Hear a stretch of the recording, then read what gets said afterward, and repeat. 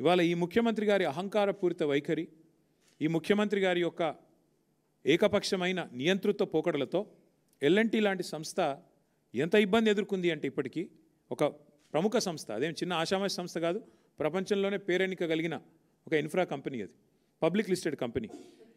ఇంకా వాళ్ళకు 2070 దాకా ఉంది ఇక్కడ లీజు. హైదరాబాద్ మెట్రోది పీపీపీలో 2070 దాకా ఉంది వాళ్ళకు, ఇంకా 45 ఏళ్ళు ఉంది. ఫస్ట్ క్వశ్చన్ ఏంటంటే ఇవాళ ఎందుకు ఎల్ఎన్టీ అనే సంస్థ ఇక్కడ నుంచి వెళ్ళిపోయింది? దానికి ముఖ్యమంత్రి గారు, రాష్ట్ర ప్రభుత్వం సమాధానం చెప్పాలి.